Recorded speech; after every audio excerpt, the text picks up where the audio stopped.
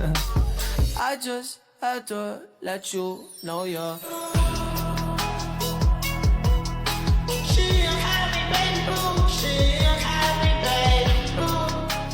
Setiap wilayah punya karakteristik yang berbeda. Ada yang sangat cocok untuk permukiman, dan ada yang cukup sesuai, dan ada juga yang sebaiknya tidak dikembangkan. Pertanyaannya, bagaimana cara mengetahuinya? Jawabannya adalah melalui analisis kesesuaian lahan. Halo teman-teman, saya Syafitra dan bersama rekan saya Farrozik akan mengajak kalian melihat bagaimana proses analisis kesesuaian lahan permukiman yang dilakukan menggunakan sistem informasi geografis dan metode analytical hierarchy process atau disebut dengan AHP. Pada video ini, kami akan menunjukkan tahapan melalui dari pengumpulan referensi jurnal, penentuan parameter, pembobotan AHP, hingga menghasilkan peta kesesuaian lahan permukiman yang berada di Kecamatan Ulujadi. Sebelum masuk ke tahap analisis, terlebih dahulu kita perlu memahami apa yang dimaksud dengan kesesuaian lahan permukiman. Kesesuaian lahan permukiman merupakan tingkat kecocokan suatu lahan untuk digunakan sebagai kawasan permukiman berdasarkan karakteristik fisik dan lingkungan yang dimilikinya. Analisis ini penting untuk memastikan bahwa pembangunan permukiman dilakukan pada lokasi yang aman, nyaman, dan berkelanjutan. Dalam penelitian ini, lokasi studi yang digunakan adalah Kecamatan Ulujadi, Kota Palu.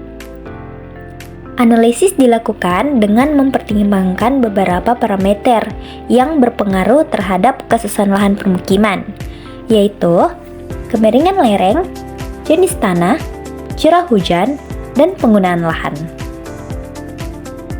Untuk menentukan parameter yang digunakan, serta memperoleh dasar teori yang kuat, langkah pertama yang harus dilakukan adalah melakukan studi literatur melalui pencarian jurnal ilmiah. Pada tahap ini, kami mencari referensi jurnal melalui Google Scholar.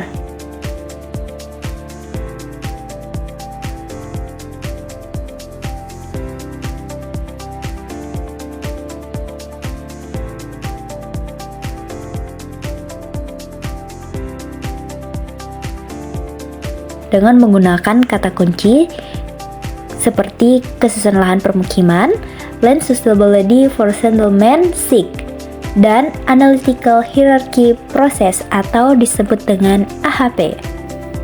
Tujuan pencarian jurnal ini adalah untuk mengetahui parameter apa saja yang umum digunakan dalam analisis kesesuaian lahan permukiman, serta metode analisis yang sesuai untuk diterapkan. Setelah melakukan kajian terhadap beberapa jurnal,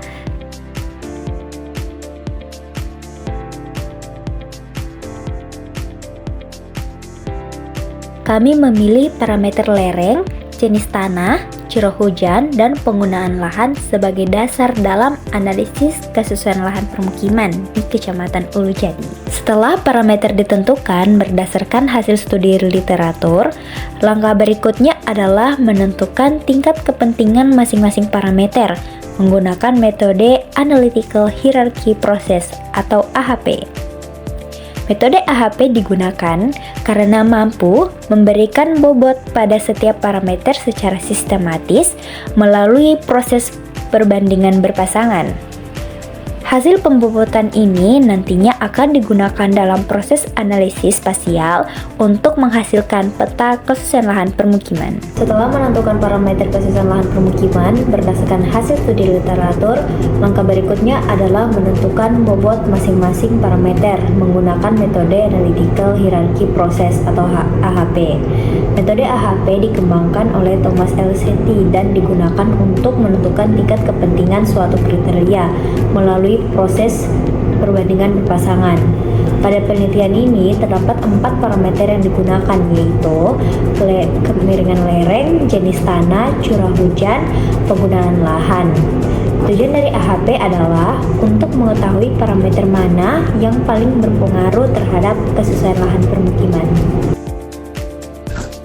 Setelah mencari jurnal, mengenai kesusahan lahan permukiman. Selanjutnya membuat analisis hierarki proses atau AHP. Nah, di sini terdapat 4 langkah yang dilakukan. Yang pertama itu matriks perbandingan perpasangan, yang kedua matriks ternormalisasi, yang ketiga bobot prioritas atau uji konsistensi, dan yang terakhir itu uji konsistensi.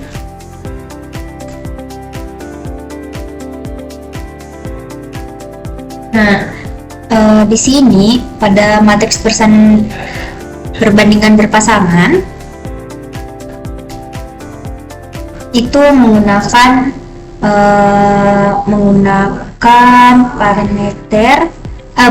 skala SETI, yang dimana satu itu sama penting, 3 sedikit lebih penting, 4 lebih penting, dan 5 sangat penting. Nah, jika lereng dianggap lebih penting daripada jenis tanah, maka diberikan nilai 3. Sebaliknya, pada posisi jenis tanah terhadap lereng nilainya 1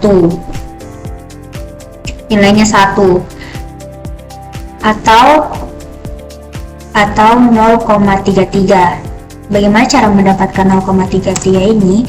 Jadi nilai lereng dan nilai jenis tanah itu dibagi menghasilkan nilai 0,33. Begitupun seterusnya.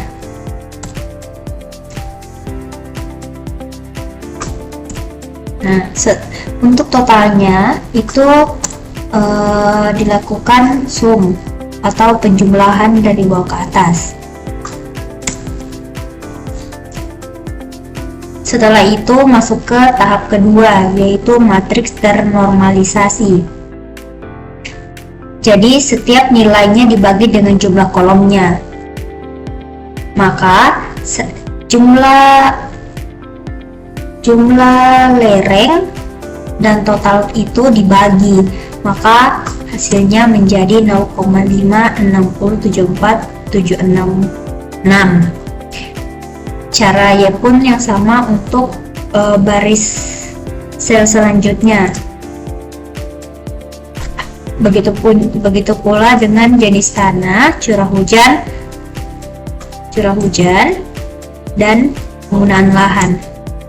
Setelah semua dibagi, kemudian untuk menentukan jumlah kolomnya itu, maka hanya memindahkan dari total matriks persandingan pada kolom total matriks perbandingan berpasangan. Seperti itu. Nah, untuk di sini untuk menentukan bobot atau WI, caranya itu menggunakan rumus average. Jadi angka F, jadi menuliskan sama dengan terus menulis kata average, rumus average, terus kita menarik dari arah kiri, dari arah kiri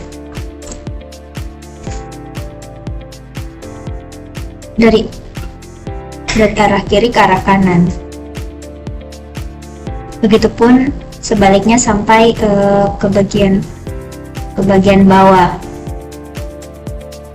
Nah, setelah menempatkan bobot dari 4 parameter, langkah selanjutnya yaitu kita melakukan sum. Kita lakukan sum pada ke 5 parameter. Nah, untuk mencari berapa persen pada setiap parameter itu, kita mengambil nilai bobot dibagi dengan 100. Hal ini dilakukan pada parameter-parameter yang lainnya juga. Nah, setelah dilakukannya pembagian dengan 100 pada setiap kolomnya, setelah itu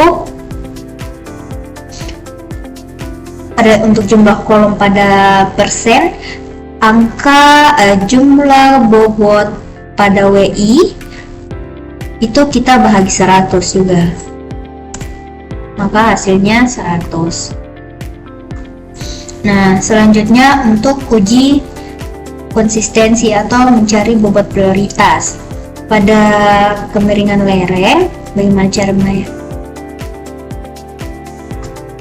mencarinya yaitu pertama pada bobot ini kita pindahkan ke sini, ke bobot prioritas.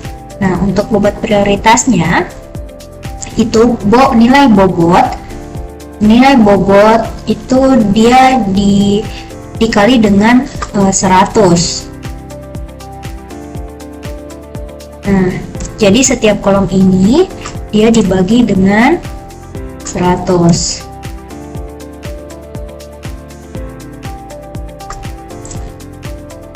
Nah, untuk totalnya ini hasil bobot ini hasil sum pada semua bobot. Nilainya 1. Kemudian kita taruhkan di sini sama dengan 100%. Nah, untuk uji konsistensinya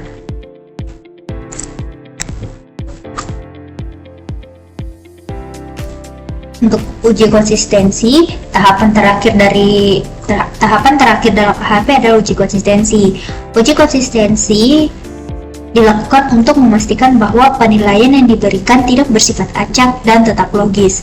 Pada tahap ini dihitung beberapa nilai, yaitu lambda max, konsistensi indeks, konsistensi rasio. Nah, untuk rumus uji konsistensi itu dia CI1 sama dengan lambda max dikurang N bahagi N kurang 1, dengan lambda max sama dengan nilai eigen maksimum dan N sama dengan jumlah kriteria. Kemudian dihitung nilai CR sama dengan CI per RI.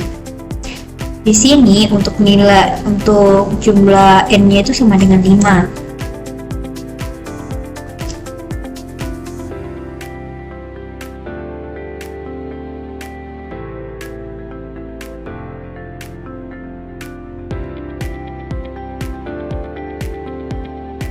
Nah, N-nya sama dengan 5. Terus untuk max ini itu kita mengkali semua jumlah kolom pada, jadi caranya untuk B8 ini jumlah kolom pada lereng itu dikali dengan bobot. Nah, terus ditambah lagi jumlah jenis tanah dikali dengan jenis tanah pada bobot. Nah, terus curah hujan, pada curah hujan jumlah kolomnya dikali dengan bobot pada curah hujan juga, begitupun seterusnya, sehingga mendapatkan hasil negatif, 23,15. Nah, kemudian RI-nya itu N sama dengan 5. Jadi nilai N, nilai RI yang saya dapatkan adalah 1,12. Untuk CR-nya itu sama dengan CI per R1. Yang dimana nilai CI dia dibagi dengan nilai RI sehingga mendapatkan nilai konsisten. Suatu matriks dinyatakan konsisten apabila nilai CR kurang dari 0,1. Ini ya, nilai CR kurang dari 0,1 atau 10%. Karena hasil perhitungan menunjukkan bahwa matriks memenuhi syarat konsistensi, maka bobot yang diperoleh dapat digunakan pada proses analisis spasial berikutnya.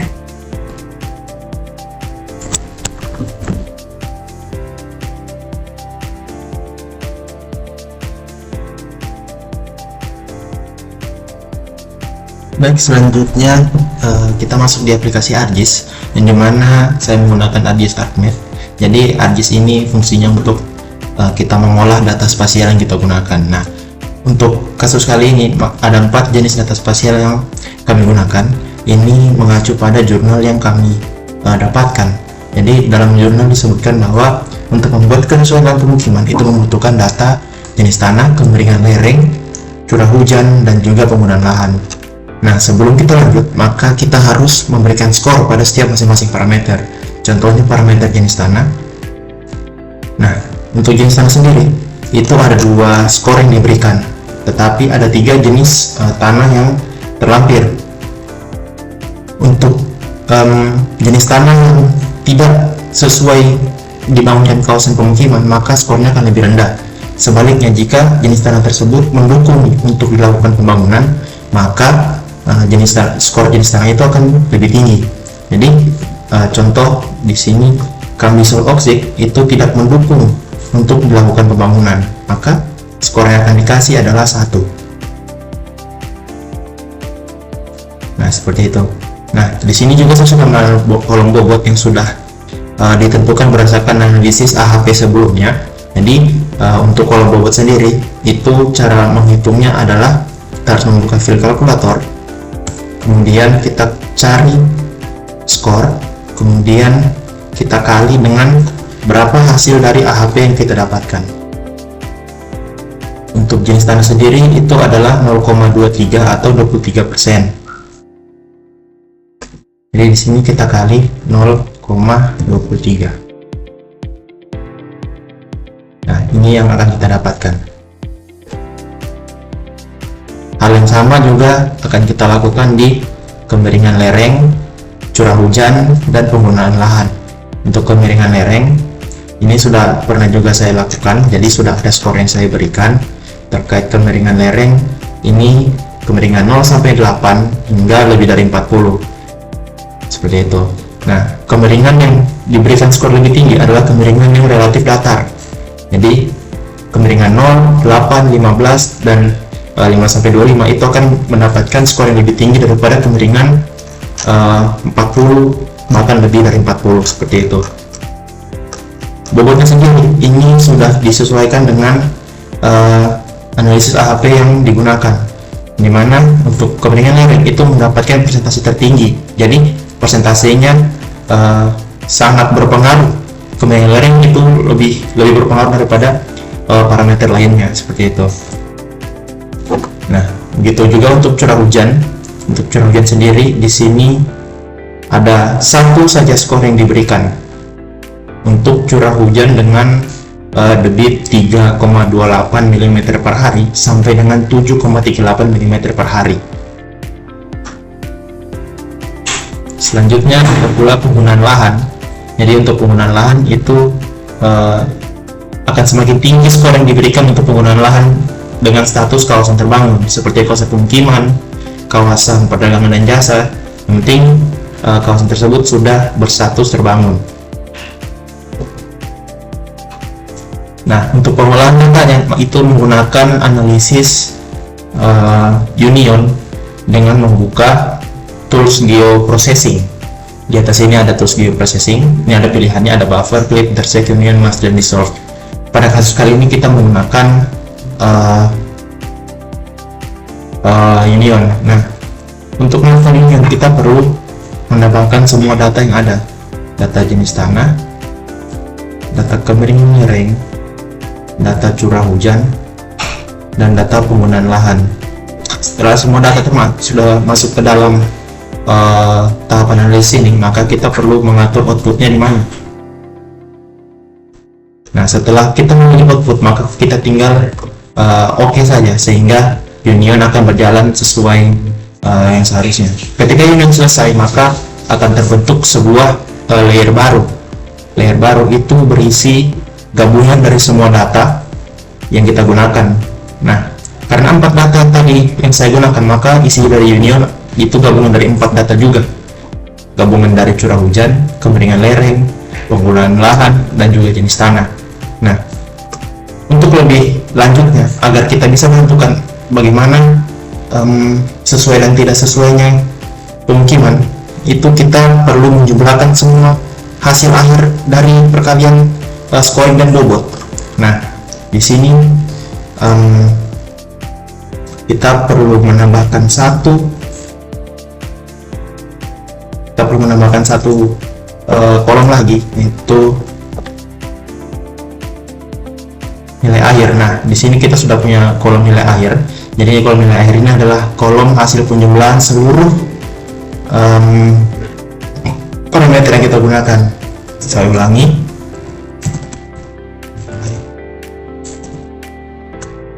akhir saya tambahkan angka 1 karena sudah ada kolom nilai air sebelumnya. Nah, di sini kita pilih statusnya double. Kenapa double? Karena kita akan melakukan penjumlahan berbasis angka.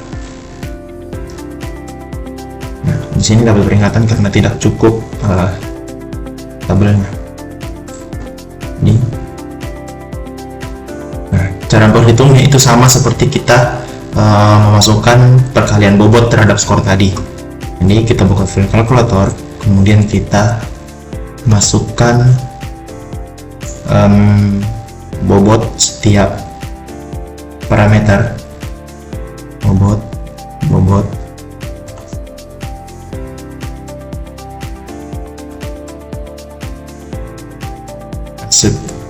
ini merupakan penjumlahan setiap kolom bobot yang ada di semua parameter yang sudah digabungkan. Jadi caranya itu fleksibel, bisa menghitung bobot terlebih dahulu di setiap parameter, bisa menggabungkan secara union dulu setiap parameter lalu dibobot ketika sudah tergabung. Nah, saya menggunakan metode melakukan pembobotan di setiap parameter lalu saya union, supaya ketika sudah digabungkan maka saya tinggal melakukan penjumlahan seperti itu. Jadi nggak usah tambah ya. Nah, di sini kita sudah punya hasilnya, ada 54, 99, 32 dan berbagai macam angka lainnya. Untuk menentukannya kita perlu melakukan interval dari angka terendah itu 0 hingga angka tertinggi yaitu maaf, di sini ada 1908, tadi agak salah sedikit sehingga hasilnya jadi 300. Jadi seharusnya yang kita gunakan adalah nilai ini saya hilangkan. Nah, untuk menentukan kelasnya, membagi kelasnya, kita perlu melakukan teknik interval. Jadi saya sudah melakukan interval sehingga saya sudah mendapatkan kelas 1 hingga dengan 4 kelas. Jadi setiap kelas itu mewakili kesesuaian. Jadi jika skornya 1 maka dia tidak sesuai, jika 2 maka dia sesuai bersyarat, jika 3 dia maka sesuai marginal, jika 4 maka dia sesuai untuk dilakukan pengembangan kawasan pemukiman.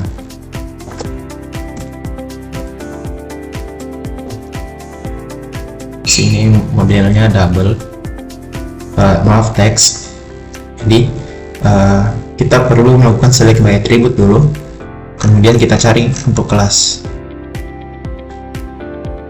Kita masukkan 1.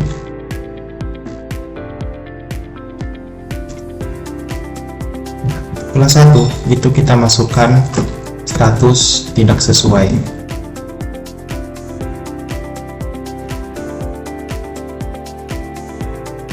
Sudah, lalu kita masuk ke kelas 2. Untuk kelas 2 sendiri kita masukkan status sesuai bersyarat.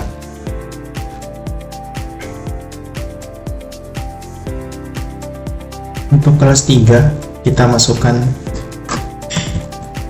kelas sesuai marginal.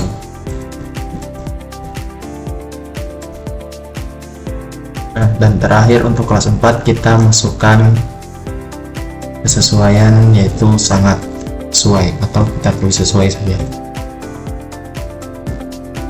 Nah, kita sudah memiliki 4 kelas kesesuaian lahan pemukiman berdasarkan 4 parameter sesuai jurnal. Sekarang kita tinggal melakukan selanjutnya ketika sudah melakukan semua pembobotan dan semua penjumlahan, kemudian union, dan di dalam union kita sudah menentukan klasifikasinya. Tadi itu ada 1 tidak sesuai, 2 sesuai bersyarat, 3 sesuai marginal, dan 4 sesuai. Maka kita akan melakukan simbologinya. Jadi kita masuk ke layer property, lalu kita masuk ke simbologi, kategori, dan unique value. Kemudian kita munculkan kesesuaiannya, add file. Nah, kita atur sesuai bersyarat. Oke. Jadi sudah terurut, maka kita munculkan, dan inilah hasilnya. Ini adalah kesesuaian lahan pemukiman di Kelurahan Wulujadi, Kecamatan Wulujadi. Lebih dominan sesuainya itu ada di wilayah timur dari Kecamatan Wulujadi, sedangkan di bagian barat itu didominasi dengan tidak sesuai. Tahap selanjutnya kita akan melakukan overlay. Ini kita perlu mengatur kertasnya terlebih dahulu. Kita harus landscape. Saya terbiasa menggunakan di A3.